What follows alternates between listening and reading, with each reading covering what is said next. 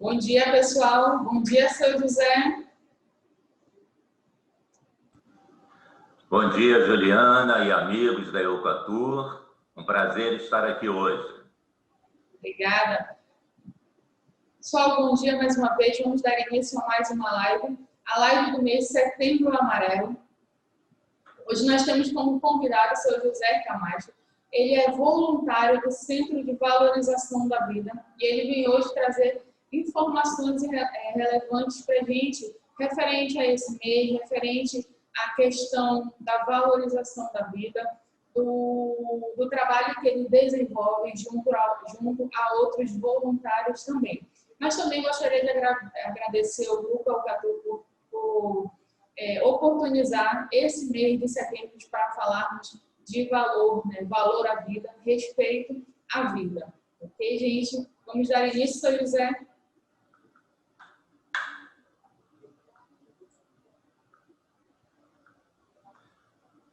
Primeiramente, muito bom dia a todos que estão nos acompanhando nesta live. E vamos falar de vida, valorizar a vida num sentido mais direto, assim como me foi pedido.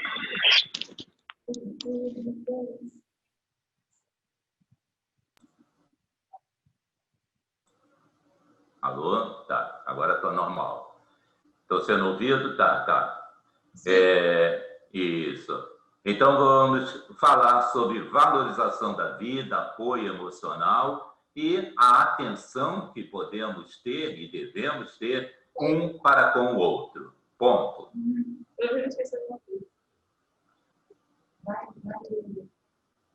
Só um momentinho que eu vou compartilhar, seu José. Sim.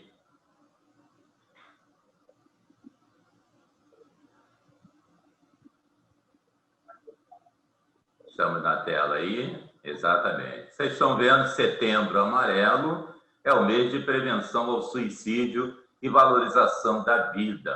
A campanha que nasceu no ano de 2015, aqui no Brasil, através do Centro de Valorização da Vida e também da Associação Médica de Psiquiatria, que se viu na necessidade de falar abertamente sobre suicídio, uma vez que é um tema ainda que gera certos preconceitos. E hoje nós estamos aqui para conversar o que é a valorização da vida, o que é o apoio ao suicídio, é a prevenção que devemos fazer.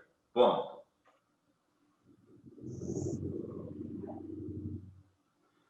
O Centro de Valorização da Vida, ele teve seu início no seu primeiro atendimento no dia 1º de março do ano de 1962. Foi quando se fez houve a primeira ligação para o posto, que naquela época fora instalado em São Paulo, na sede da Federação Espírita Paulista. E, a partir dali, começou todo esse trabalho a ser desenvolvido. Em 1973, sob o Decreto-Lei Federal, o Centro de Valorização da Vida foi reconhecido como serviço de utilidade pública.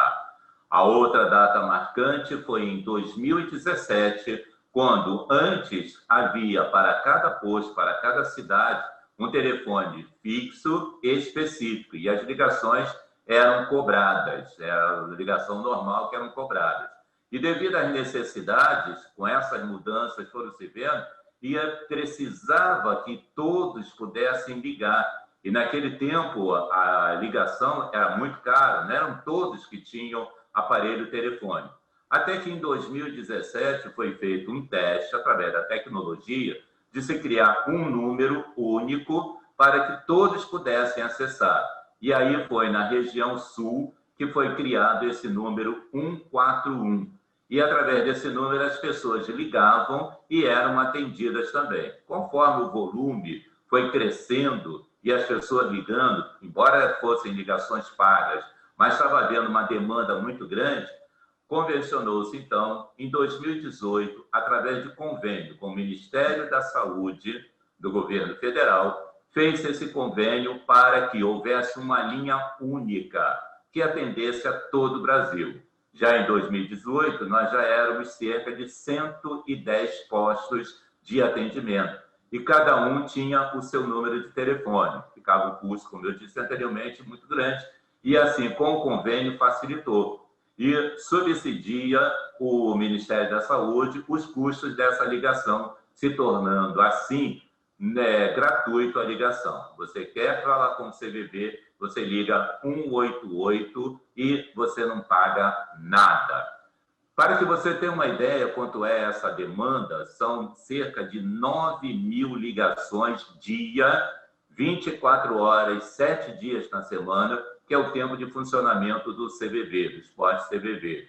E a média de voluntários, nós já tivemos cerca de 4.200 voluntários, e agora com a pandemia, também muitos adoeceram, outros vieram a morrer, e muitos também deixaram. De 4.200, nós caímos para cerca de 2.600. Então, numa demanda de 9.000 ligações dia para uma média de 2.600 voluntários, que não estão os 2.600 funcionando durante o dia, ao longo da semana, a gente nota que a demanda está muito grande e há uma fila de espera. Então, quando a pessoa liga para falar, ele é anunciado que ele é o número 60, o número 50, dependendo do horário de ligação que ele faça, ele vem a ser atendido à situação. Eu quero até aproveitar esse momento em que fala da ligação 188 para dizer porque nós passamos por um problema muito grande junto à Anatel, porque a grande maioria das pessoas hoje tem seus celulares de onde ligam. E aqui em Manaus, a única operadora que completa com sucesso o número 188 é a operadora Claro. A Vivo, a TIM e a Oi ainda não estão completando. Alguns lugares, uma dessas operadoras, a pessoa consegue ter acesso ao número 188, mas outros ele recebe até informação de que este número não existe. Esse é um problema que a direção nacional está buscando resolver junto à Anatel e o governo federal. Ponto. Mas vamos falar de prevenção. Prevenção à ideia suicida. E mais diretamente para você, colaborador, trabalhador da Eucatur também. Hoje a nossa conversa é contigo. Nós conhecemos a sua carga de trabalho, a sua carga de pressão, é a pressão do trânsito, são os 45 graus de calor que Manaus tem, a temperatura diz 37, mas ali no veículo são 40 e poucos graus, a gente sabe disso. As estradas, tudo isso dá um estresse muito grande em você, colaborador. E aí, desse estresse, parecem coisas pequenas, mas vão crescendo, vão se avolumando e pode se tornar um problema. Então, razões diferentes, porém, muito mais gente do que a gente possa imaginar, já teve uma intenção em comum. Intenção em quê? Em pensar em sair daquela vida, que aquela vida ali não é para ele está trabalhando, ele não é reconhecido, ele não tem a valorização que ele necessitava ter, o seu ganho financeiro, que para ele é o grande esteio para sustentar a família, com aquilo que ele ganha, e para ele não dá. Embora que a gente sabe que quanto mais a gente ganha, mais a gente gasta. Isso já é uma outra situação. E essas situações podem levar a pessoa a ideias outras que, se libertando dessa vida tão pesada para ele, que ele não nasceu para isso, ele possa pensar em abreviar o seu tempo de vida na face da Terra. E com isso aí, ter os pensamentos suicidas.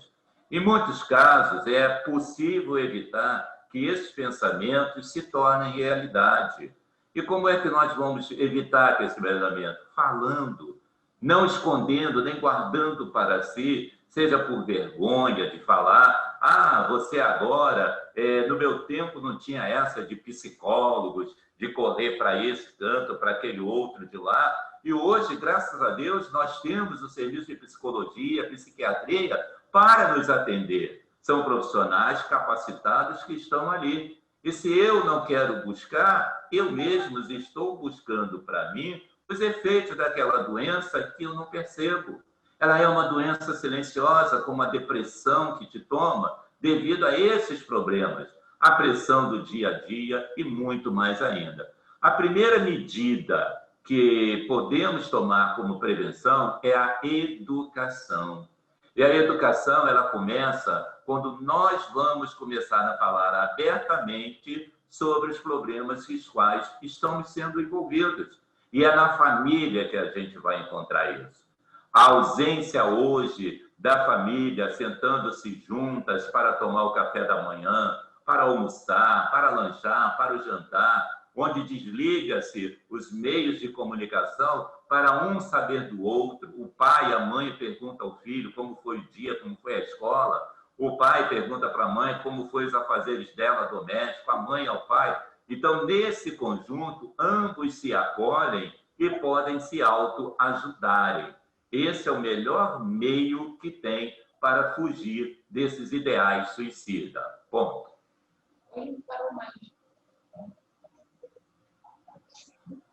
Saber quais as primeiras causas e as formas de ajudar pode ser, assim, o primeiro passo, como eu falei agora. No Brasil, enquanto nós passamos nossos dias, 32 brasileiros morrem pelo suicídio. Devido a esse desespero, essa desesperança, essa falta de segurança em si mesmo, ele acaba achando que morrer é a solução. Então, pasmemos nós todos, 32 brasileiros a cada dia. Nós estamos conversando aqui e a média é de uma morte pelo suicídio a cada 40 segundos no mundo. Segundo a Organização Mundial de Saúde, esse número chega a um total de 1 milhão de pessoas no mundo que morrem pelo suicídio. Imaginemos nós, se essa é a segunda causa mortes no mundo, por que ela acontece? Então, precisamos falar com responsabilidade, de forma adequada e alinhada ao que recomendam as autoridades de saúde. Não é a desconfiança porque disse isso, que disse aquilo. Agora, durante a pandemia, nós vimos muitos desencontros dentro da OMS, porque cada um quer passar a sua opinião. E o melhor estudo, quando nós falamos inicialmente sobre educação, ele quer dizer isso, educar a si próprio, a buscar o conjunto de uma fala que não venha atemorizar, que não venha trazer pânico para a população. Que desnorteada acha sempre que vou morrer porque aí eu saio desse mundo e aí, em compensação, eu não tenho mais problemas. E é um ledo engano. Então, temos fatores de riscos para o suicídio conforme passa a Organização Mundial de Saúde, que são todos eles, que passa pela depressão, pela ausência de atendimento, de acolhimento e por uma série de situações outras que vêm trazer à pessoa esse desequilíbrio emocional. Ponto. Aí vem o apoio emocional. O apoio emocional é um dos programas do Centro de Valorização da Vida. E esse apoio emocional é onde a pessoa que procura, ele vai ligar para o CVV e vai, então, ter um atendimento diferenciado, né? É a presença cada vez mais constante nas empresas, como nós estamos tendo essa oportunidade hoje de falar abertamente com você. Porque na sala nós temos aqui cerca, talvez, de mais de 30 pessoas. E quantos aqui já não tiveram o pensamento suicida?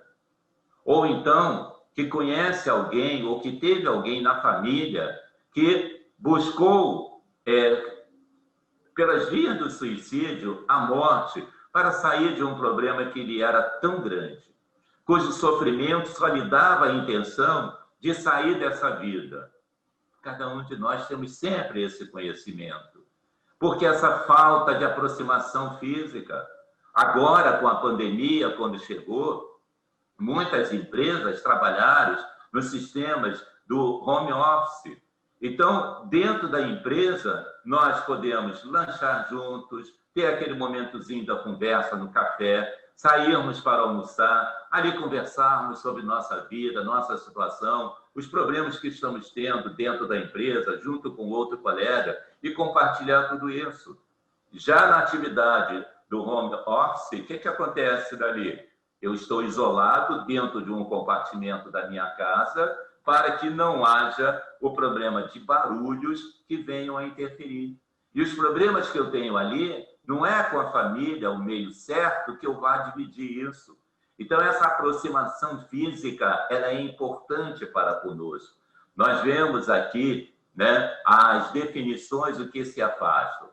Quando a televisão chegou no Brasil e se popularizou nos lares, primeiro era cada casa que tinha um aparelho de televisão. Com a facilidade financeira de se adquirir, passou-se a distribuir pela casa, no quarto, na sala, na cozinha, até no banheiro, muita gente passava a ter seu aparelho de televisão. E numa família de 4 pessoas, pai, mãe e 2 filhos, o que acontece? Cada um fica no seu quarto, vendo a televisão, no celular e no compartimento. E nós vamos reparar que até para a chamada para o almoço é digitado no WhatsApp. Olha, o almoço já está na mesa, quem quiser chega e se sirva. Nós estamos perdendo aquele hábito de nos sentarmos em família para conversar, que era tão comum no tempo dos nossos pais. Muitos de nós, eu peguei esse tempo também, e muitos de nós, nossos pais, nossos avós, que a família se reunia para aquele momento solene, importante, e até se orava para agradecer a alimentação. Então, nós vimos que a tecnologia chega e nós não estamos sabendo utilizar essa tecnologia a nosso favor, como é a questão do rádio, do computador, do celular, a internet, estarmos nas redes sociais, e aí é que começam os grandes problemas. Nós estamos disputando visualizações, nós estamos disputando amigos virtuais. Eu tenho minha rede com 5.000 seguidores. Se você tiver uma dor de cabeça, esses 5.000, ele não vai chegar para te atender. Muito pelo contrário. Se você tiver um problema, serão eles a proliferar o problema que vai te aumentar muito mais ainda a tua situação. Então, essa questão do amigo virtual, ele é passageiro só para satisfazer o nosso ego. Mas na hora de contarmos, é com aquele que está ao nosso lado. E se nós não tivermos essa empatia com essa pessoa que está ao nosso lado, vamos nos sentir sozinhos. Sem citar exemplos, que não é essa a situação, mas quantos famosos que nós vemos que caem em depressão porque simplesmente não pegou o papel principal da novela, porque simplesmente não conseguiu arranjar um papel para dar seguimento à sua carreira, e ele precisa estar em evidência para ser convidado para fazer comerciais, anúncios, ser aclamado quando passar pela rua, e essa sua frustração ele leva a essas doenças silenciosas que vem a tendência. Hoje eu já não sirvo mais, eu já fui muito flor do campo, hoje eu sou tiririca do brejo. E com essa depreciação que ele se auto faz, ele acaba tendo a tendência de achar que a morte pelo suicídio seja a solução para ele. Ponto. E precisamos manter. Setembro Amarelo é lindo. Hoje, o posto CVV Manaus está realizando as suas últimas lives. Estou fazendo aqui a última live virtual aqui na Eucatu, e logo mais estarei fazendo, então, uma presencial na Igreja Adventista do Sétimo Dia. Mas desde o dia 10 de setembro, foram várias atuações. Eu, a minha colega Ingrid, a outra colega Sheila, participamos de vários eventos levando o que é a prevenção ao suicídio. Mas o detalhe é o seguinte, será que as pessoas só pensam em suicídio em setembro? Não. O ano todo continua. E prevenção é para se fazer sempre, é manutenção da vida. Nós vamos vir agora com o Outubro Rosa. Em novembro, nós vamos ter o Novembro Azul. E aí, qual é a prevenção que se faz? Não é o trabalho que se faz de prevenção para as senhoras, né, o sexo feminino, cuidar do seu corpo, ir ao seu médico, ver o que está acontecendo, fazer o autotoque nos seus seios, ver as suas emoções, trabalhar em si. há menos preconceito e as mulheres buscam mais os médicos, por isso que são as que tentam menos a ideia suicida. Já o homem, com seus preconceitos, o homem que é mais razão do que emoção, quando chega o Novembro Azul, ele muitas das vezes se esconde e não quer ir ao médico, porque o outro vai caçoar dele, vai gozar com ele, que ele foi ao médico e fez o toque retal. E quando a própria medicina hoje diz que o teste principal não é só o toque retal, é o exame do sangue, é a ultrassom que se faz para se cuidar. Precisamos terminar com esses preconceitos e cuidarmos da nossa vida. É a valorização da vida que se precisa ter para poder seguir.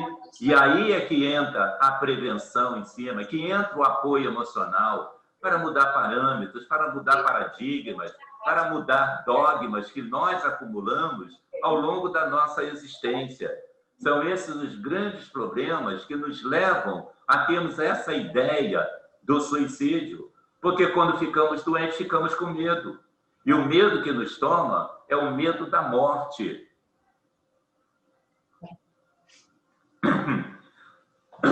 Desculpem. Esse medo da morte, ele muitas das vezes, ele é o instinto de conservação.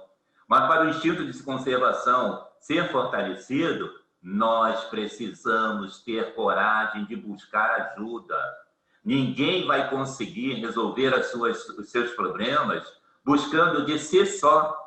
Temos sempre que buscar ajuda. E aí entra a figura do psicólogo, entra a figura do psiquiatra, entra a figura daquela pessoa que se doa para te ouvir com o coração, aquela que vai te escutar verdadeiramente, porque é uma diferença muito grande entre ouvir e escutar. Quando eu me presto a ouvir alguém, eu estou ouvindo a pessoa e tudo que está ao meu redor. É o estalido que acontece, é a buzina que toca, é a pessoa que passa correndo, a criança que brinca. A minha atenção não está voltada só para você, eu estou te ouvindo. E quando você fala de não, eu estou te ouvindo, quando na verdade eu estou escutando você. Porque quando eu paro para te escutar, eu primeiro tiro da minha mente todos os meus conceitos que eu tenho, que são meus, que eu adquiri. E eu vou olhar a você, ao outro, através do sentimento que ele está me passando, com aquela dor que ele está sentindo. Nós sempre abordamos da seguinte forma: a perda de um ente querido pode ser uma dor imensa, um sentimento horrível e de difícil concentração para que ele possa aliviar a tensão que ele fica, do que o outro. Para o outro, a perda de um ente querido, muitas das vezes, é um alívio, porque ele não tinha tanto amor assim por ele. E nessa condição, então, ele tem uma outra visão, um outro sentimento que vai passar para ele. E é por isso que nós precisamos manter a prevenção ao suicídio o tempo todo.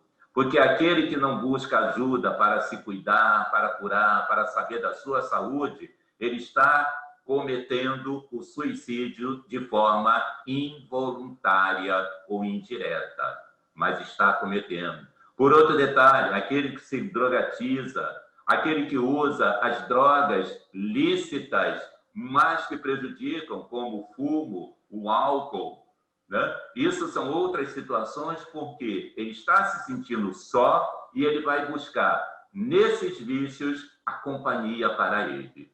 Ponto. E valorizar a vida é muitas vezes esse mundo interior do qual nós estamos falando, ele se seca. O sentimento diminui e surge, então, aquele vazio dilacerante, que você perde até a sua identidade. Você não sabe mais até quem é você. E você fica vagando pelo mundo sem se valorizar, sem nada. E quando você vê uma ponte que foi criada para ligar Manaus a Iranduba, para descarregar ali, trazer de um município, de um polo para o outro, alimento, tijolos para construção civil, ele encontra ali naquela ponte, na beleza do Rio Negro, o convite para se atirar daquela ponte dali. Infelizmente, até que hoje já está sendo feito um trabalho muito bonito pela Polícia Militar, pelo Corpo de Bombeiro e por voluntários também que ficam ao redor da ponte prestando atenção nas pessoas que passam, para que não cheguem a atentarem contra a própria vida. E exemplificando esse momento, a letra da composição musical de Gonzaguinha, O Que É, ela explicita para nós qual é o conceito que nós temos de vida. Ponto. A letra diz, volta, por favor. Isso, a letra diz o seguinte: há quem fale que a vida da gente é um nada no mundo. É uma gota, é um tempo que não dá um segundo.